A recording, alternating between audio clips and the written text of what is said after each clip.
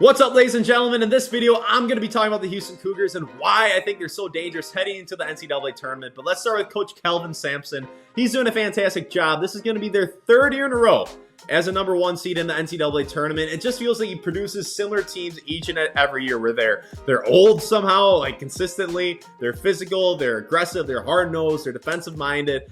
But I think this is the best team in college basketball this year. A lot of people are going to say Duke, and I understand why, but I think Houston is the best squad in college basketball. I don't think they're on an island where they're going to run through the tournament like UConn did last year, but they're the most dangerous 1 seed in my opinion, and I'm going to tell you why I believe that. But what's the big difference between this year's Houston squad and the Houston squads in recent memory, the ones that were really, really good?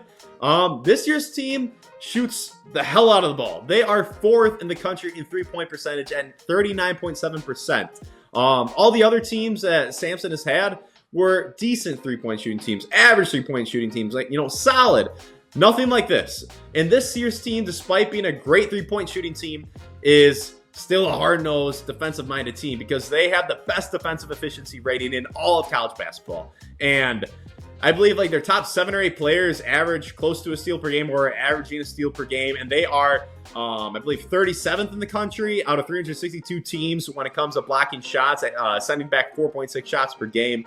A lot of people, as I said before, think Duke is the best team in all of college basketball. And I understand why, right? Cooper Flagg, Tom Knipple, they're really, really talented. But college basketball, now more than ever with that COVID year still in play, is a man's game, and with the transfer portal. But this is a man's game where age and chemistry and continuity is such a luxury. And Duke does have some older players, but a lot of them are one-year imports. They are really still relying on 2 freshmen leading the way, and some old guys around them, some veteran guys around them, but nothing like this Houston squad.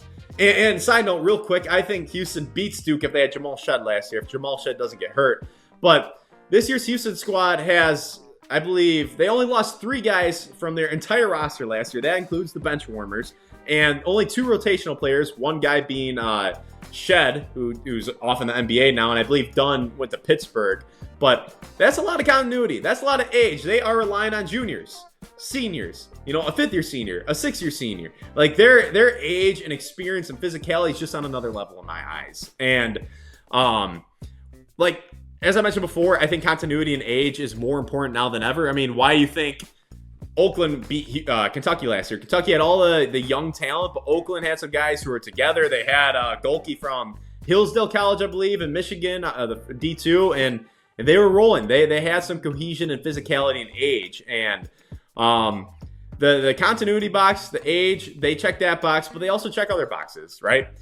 They check the IQ. This is a smart team. They only turn the ball over 9.3 times per game, which is really, really good. They won't beat themselves. And they have great guard play. And that's always a key for making a run in the NCAA tournament. LJ Cryer's leading the way, averaging about 15 points per game and playing his best ball of his career, really efficient. And he won a national championship with Baylor his freshman year. And I think he can win another one this year as a 5th-year senior. Houston has had some really, really good teams in recent memory not reach their full potential because of injury. And I think even with those teams at full health, I think this year's squad is better.